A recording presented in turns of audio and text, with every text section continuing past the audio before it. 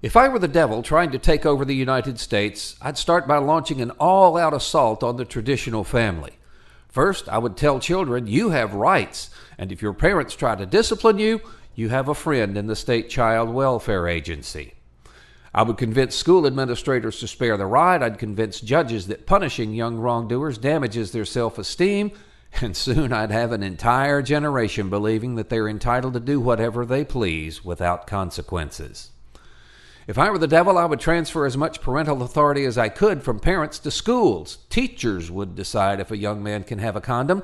Administrators would decide if a young girl can have an abortion without her parents' knowledge or consent. And faceless curriculum writers would define what normal sexual behavior is.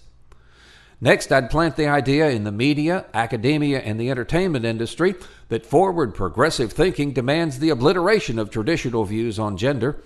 I would give them tools with which to make themselves appear to be a much larger segment of society than they actually are, and before long, I'd have everyone so confused that men would be cutting themselves trying to turn themselves into women.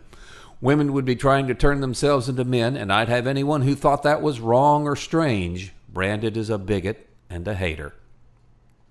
Then, if I were the devil, I would actually push the idea that gender is not determined by which set of reproductive organs you were born with.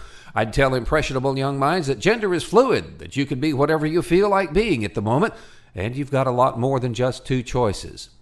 I'd destroy any opposition to this idea with taunts of bigotry as well, and when that's accomplished, I will have pulverized the very foundation upon which the traditional family rests.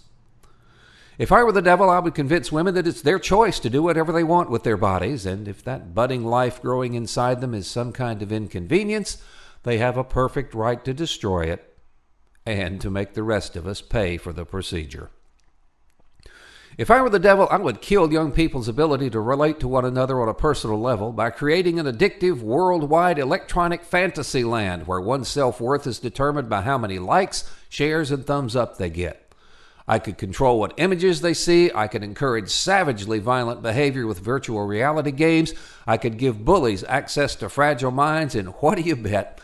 I could induce young people by the multiplied thousands to willingly show themselves naked on a worldwide stage, and I'd make sure there were plenty of hungry eyes around to take in the spectacle. If I were the devil, I'd make political power so alluring that people would be willing to stoop to any level of deceit, slander, character assassination, and dishonesty, first to obtain it and then to keep it. If I were the devil, I would destroy civil discourse by convincing the politicians first and then the people that anyone who disagrees with you on a matter of public policy is either evil or stupid and must be destroyed by any means necessary for the good of the country. I'd convince them that they're entitled to absolute immunity from ever being offended, and that the expression of a dissenting view is a personal attack at best and a criminal offense at worst. If I were the devil, I'd attack the very concept of being an American. I'd convince people that there's not one all-inclusive America, but a large number of different Americas. One black, one white, one rich, one poor, one speaking English, one speaking Spanish, all with different wants and needs, and all of them having their dreams and aspirations crushed by the evil oppressors living in the other Americas.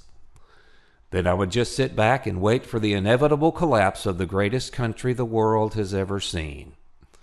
Yes, if I were the devil, I'd just keep right on doing what he's doing. Bob Paxton. Good day.